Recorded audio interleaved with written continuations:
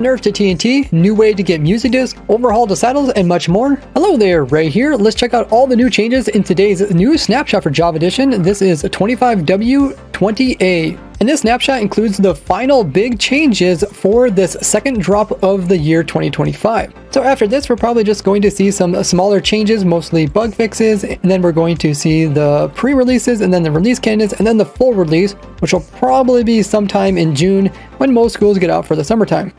We got a new panorama for the next Minecraft update. You can see we're actually here in the overworld, and we got a big happy gas in the background. We also got a smaller gasling right here, which illustrates how you can take these guys through caves if they're big enough. And we also got a happy gas that is wearing the harness with one of the dried happy gas blocks down here. And as it turns further around, we can see there's a whole bunch of different happy gas here in this valley with some kind of steep cliff sides on the edges here. Kind of illustrate how you can easily traverse really hard terrain. And finally, when it turns all the way around, there's a dried gas block right here. You get a nice up close look at it. This panorama reminds me of the older classic panoramas, but what do you think of it? They added a new feature that we can craft saddles in the game of Minecraft. We just need 3 leather and 1 iron ingot.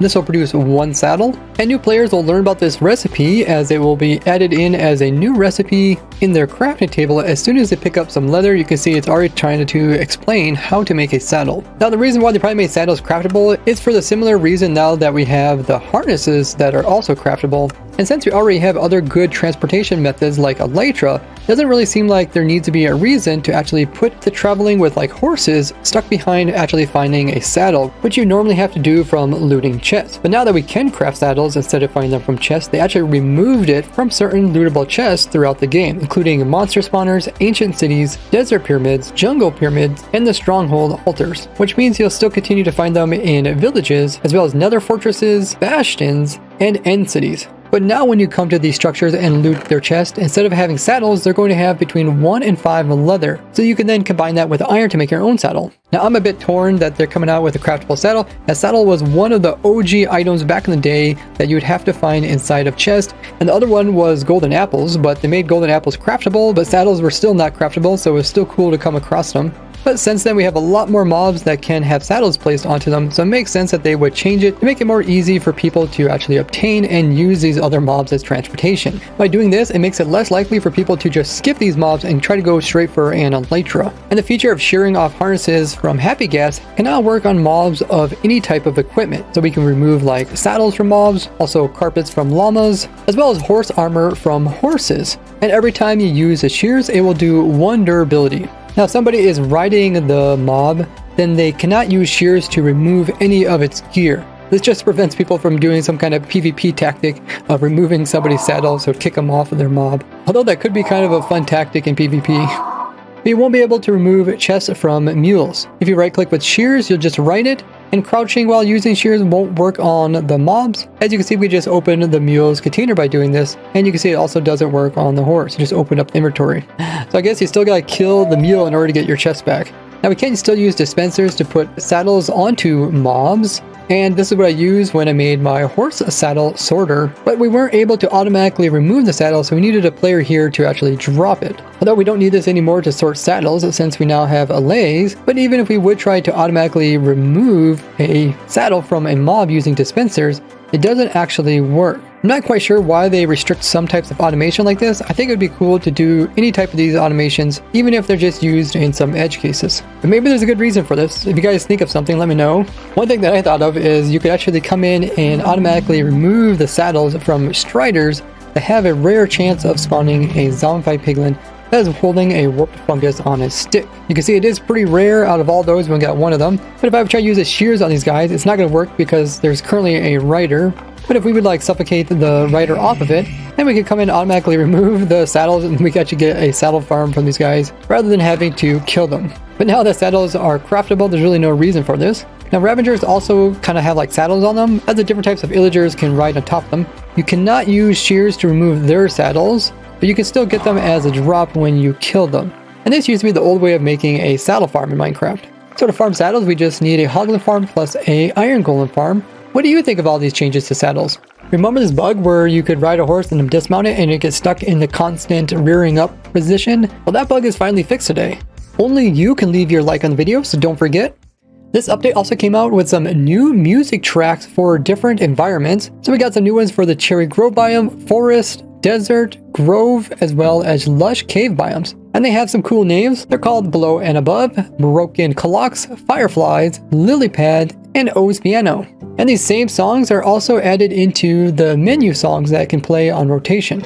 Now when you reflect a fireball back to a ghast, not only will you get the advancement, but you'll also get a new item in the game, and that is this new music disc. Look at this thing, it looks crazy. It is called Tears, and it's by Amos Rode. Let's go ahead and listen to it.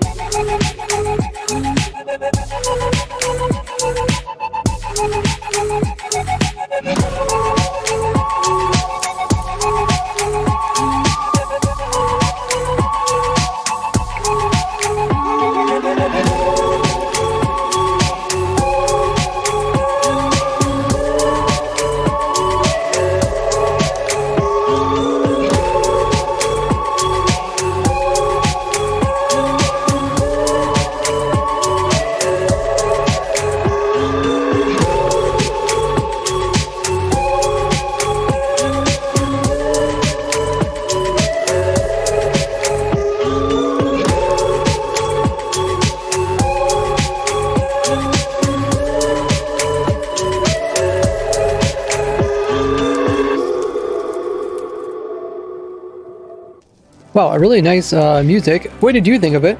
I don't listen to music in real life, but I definitely enjoyed it. The beginning part was my favorite, maybe just because of all the gas noises. Now we also got more options when it comes to music. If we go over here into our settings and go into our music and sound settings, we have two new settings here. This one's called Show Music Toaster. It's currently off. You can turn this to on. It says displays a toaster whenever a song starts playing. The same toast will constantly display in the in-game pause menu while a song is playing. We also have this one which is called Music Frequency. It's set to default. Changes how frequent the music plays while in game. So we can set this to frequent, constant, or default. One of the reasons why I don't normally play Minecraft music is because it plays so inconsistently, and whenever making a video or streaming, I instead play Minecraft music that I just have on a playlist so it's consistent. So we'll see how consistent this is now. Let's go ahead and turn up the music as I normally have it turned off. Oh, there it is. That's pretty cool. So the toaster in the top left, it pops up for a brief moment so you can read it. If you want to read it more, you can hit the pause menu, where not only the music will continue to play now, but you can also read the toaster up here, which you can see is currently playing the Watch a Song. And if we would play a music disc while the game music and sound is being played, you can see they do both play at the same time as well. So these two settings only apply to the actual in-game music and not the music disc. And even when you hop over to the main menu, it will also pop up in the top left every time it switches to a new music. And if you're newer, join as a subscriber. We got another big change to TNT today. So for the majority of Minecraft history, when TNT would explode in water, it would destroy stuff like item frames, paintings, armor stands, and even items, since these things were all considered entities similar to mobs and it would damage them. As TNT and water will only prevent it from destroying blocks but not damaging entities. But with the 1.21.1 update, now it will actually come in and not do any damage to paintings, item frames, and even items, but it'll still damage nearby mobs. This made it useful to use TNT near things that were dropping items, such as tree farms, as you could destroy the tree, but you wouldn't have to worry about actually destroying the items. This is because despite it seeming like TNT cannot destroy any blocks near it while it's in water, the way the game calculates how the TNT damage is put outwards is from the center. As long as the center of the TNT is outside the water, you can see it is able to destroy blocks such as like this trapdoor here, and as long as just a piece of the TNT is still in water like this backside over here, it's unable to destroy the items that it just dropped. So with today's change, it will destroy items as well as armor stands. The item that was here got destroyed as well as the armor stand, but the item frame and the painting are saved. This is probably to make TNT more balanced, especially since we got TNT dupers, where it would come in and get a free amount of TNT so we can continue to destroy blocks without having to worry about them destroying their items. Now it's much more balanced. If it's destroying blocks, there's a chance of it destroying the items, so you can't just get it off of it. Now luckily when I designed my tree farms, I did not design them with this in mind because I knew it was probably going to be removed. And unlike in the past where there was a lot of farms that use the destroying of blocks, there's not so many nowadays. And I do have a new tree farm which can do almost every type of tree and mushroom in the game, so look forward to that video soon. With last week's changes to arrows, it's difficult to understand exactly what they changed, but we figured it out. So it has to do with how close you can be to an entity beside you before the arrow will actually hit it. So there's this kind of like margin of error, where in previous versions, if you would get close to a zombie being within 1/3 of a block, the arrow would immediately just snap and damage the zombie rather than zipping by it.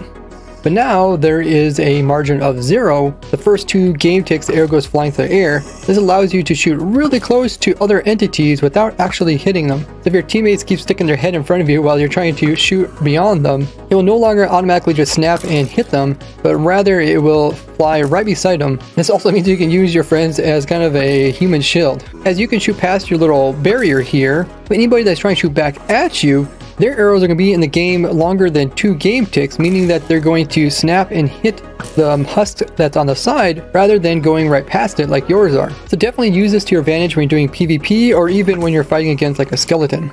The Snapshot also came out with a new data pack version related to all of these changes. They did quite a few changes related to the dialogue to make it overall more simple. There's a whole bunch of customizations that people can do for these dialogue screens. And with it, Ghast also got a flying attribute, meaning that you can change how fast you want your Ghast to fly around in your world. It also came with the different components needed in order to make things that can be sheared off of different entities for like people that want to make custom mods. And other bugs that were fixed today include problems with the fog that they added in last week, making stuff not render correctly, as well as fixing stuff related to songs not playing correctly, including one crash that would occur if you made a custom world with too many layers of something.